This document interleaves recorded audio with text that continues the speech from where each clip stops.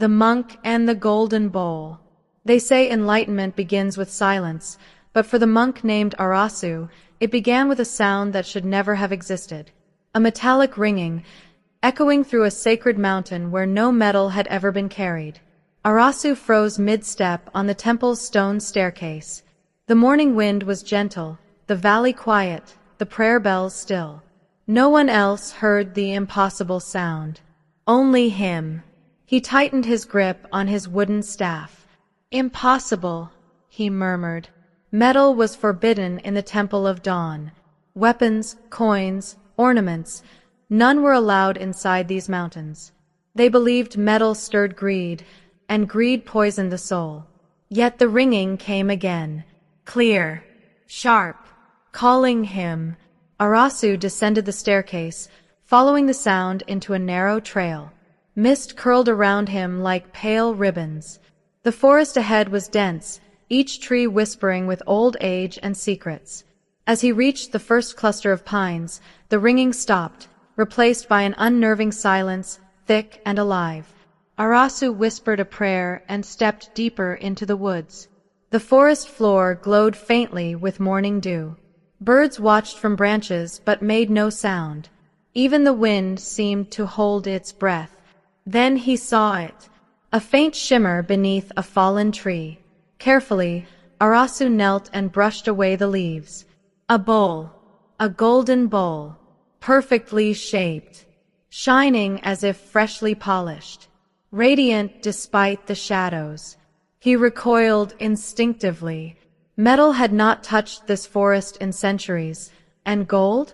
That was not just forbidden, that was sacred and dangerous. He reached out. His fingertips hovered above it. The bowl pulsed with warmth. He pulled his hand back sharply. This should not be here. A rustle behind him. Arasu spun around, staff raised. An old monk, Master Jiro, stood between the trees, leaning heavily on his cane. His eyes, clouded with age, still saw too much. Arasu, the master whispered. Step away from it. Arasu did. Master, what is this? Jiro approached the bowl, his expression darkening. A relic of suffering, a trap disguised as beauty. Arasu frowned. Then we must bury it, destroy it. Neither is possible, the master said. This bowl belongs to the spirit of want, a spirit that feeds on desire. It appears only to those whose hearts carry a question too dangerous to speak. Arasu felt his pulse quicken. Why would it come to me? Jiro looked at him with sorrow. Because you search for something you deny. The bowl sensed it. The bowl pulsed again, a faint heartbeat of gold light. Arasu felt its pull. The warmth. The whisper beneath the surface. A promise of something unknown. Something powerful. Something forbidden. I do not desire anything, he insisted. The master shook his head. Everyone desires something, even monks, especially monks. Arasu tried to step back, but his feet wouldn't move. The bowl glowed brighter. Jiro suddenly struck the ground with his cane. Look away from it. Arasu forced his eyes away, breath trembling. The pull weakened, but the question echoed inside him. What do I truly desire? The master tapped the bowl gently with his cane. The golden surface rippled like water. Come, Jiro said. We must seal it before the mountain feels its presence. Together they carried the bowl wrapped inside layers of cloth, careful not to let their skin touch it. Even through the coverings, Arasu felt a strange warmth radiating from it, as if the bowl recognized him. As they returned to the temple, the monks gathered, murmuring nervously. News traveled fast among them, even without words. The high elder approached, robes sweeping across the stone floor. His voice was deep, ancient. Where did you find this? In the forest, Arasu said quietly. It called to me. The elder's eyes hardened. Then you must not touch it again. Do you understand? Arasu hesitated. He didn't know why, but he nodded. I understand. The monks carried the bowl into the Chamber of Veils, a hidden room beneath the temple used only for artifacts too dangerous to destroy. Arasu stood outside the chamber. The stone door slid shut. The runes across its surface glowed faintly as the seal activated. Master Jiro placed a hand on Arasu's shoulder. You brought this to us for a reason. You must now forget it exists. Arasu tried to force a smile. I will try. No, the master said. You must succeed. But that night, Arasu lay awake in his small stone cell, staring at the ceiling. The mountain winds whispered through the corridors. The temple's prayer bells were still. But in the center of the silence, he heard it, the ringing, soft, faint, calling him again. His eyes widened. The bowl was sealed inside layers of stone, beneath chambers guarded by runes older than memory. It should have been silent, lifeless, yet the ringing grew louder. Arasu sat up. The bowl wasn't calling the temple. It was calling him, and this time it was not a whisper. It was a summons. Arasu rose from his thin sleeping mat, the ringing echoing inside his skull like a distant bell struck beneath the earth. It was faint, but steady. A pull. A thread wrapping around his thoughts tighter with every breath. He opened his door quietly and stepped into the corridor. Moonlight stretched across the stone floor. The temple was silent, too silent. As he walked, the ringing guided him like a beacon, drawing him toward the lower chambers. He reached the stairwell, descending into the Chamber of Veils. His heart hammered. The chamber was sealed, protected by runes, guarded by ancient magic. No sound should escape it. Yet the ringing grew louder. Arasu paused at the base of the stairs. His breath trembled. I shouldn't be here. But he moved forward anyway. The runes on the chamber door glowed faintly, shifting like living script. As Arasu approached, the symbols brightened as if recognizing him. The seal, ancient and unmoving for centuries, hummed with unseen energy. Then, shockingly, the stone door slid open on its own. A gust of cold air rushed out, carrying the metallic scent of something old. Arasu froze. No, this shouldn't open for anyone. He stepped inside. The Chamber of Veils was circular, surrounded by towering stone pillars carved with forgotten prayers. At the center lay the golden bowl, still wrapped in cloth, still untouched. But it glowed through the fabric. Arasu took a slow step toward it. The glow brightened. The ringing sharpened. Then the cloth unraveled itself, peeling away strand by strand like invisible hands pulling at the threads. In seconds, the bowl lay exposed, its surface gleaming with a warm, impossible light.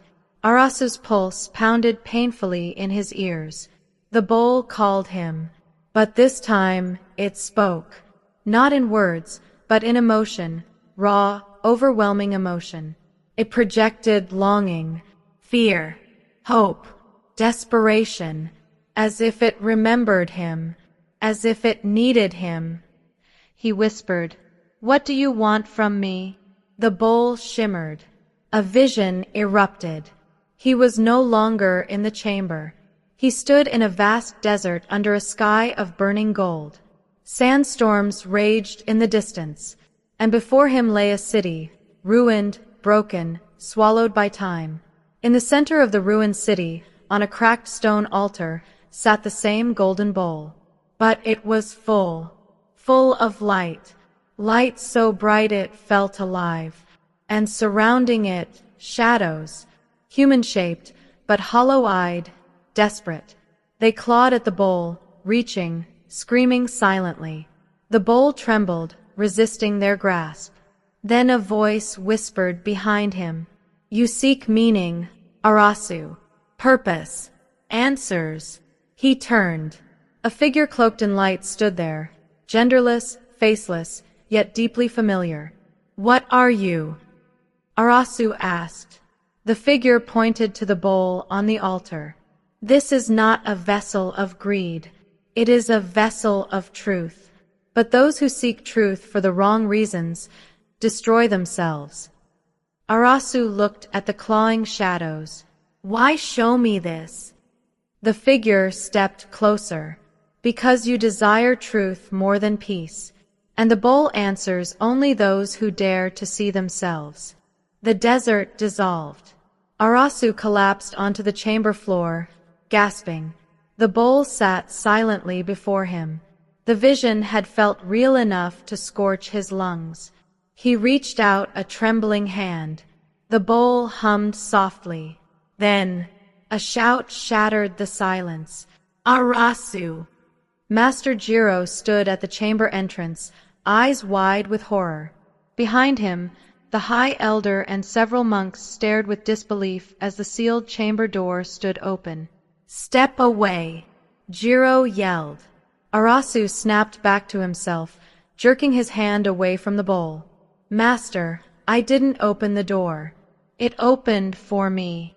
The High Elder stepped inside cautiously. "The bowl does not open for a man. It opens for a desire." Arasu swallowed hard.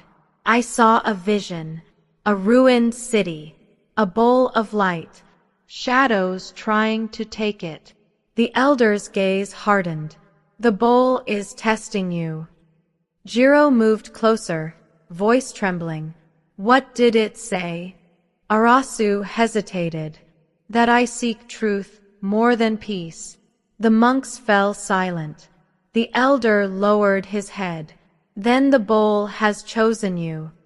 Arasu stared at him. "Chosen me for what?" "For the pilgrimage," the elder said. "The journey no monk has attempted in 4 centuries. The golden path. To return the bowl to its origin, where it was forged." Arasu felt the world tilt. "But no one knows where it was forged." "That," the elder whispered, "is what the bowl will show you." Jiro stepped forward, furious. "He is too young, too untested. The path killed the last monks who walked it." The elder's voice was firm. "The mountain itself chose him." Arasu looked at the bowl. The golden surface gleamed softly, almost gently, as if inviting him. He exhaled shakily. "If the bowl wants truth, I will follow." The elder nodded. "Then prepare yourself. You leave at dawn." Arasu turned to leave the chamber when the bowl suddenly flickered with violent light.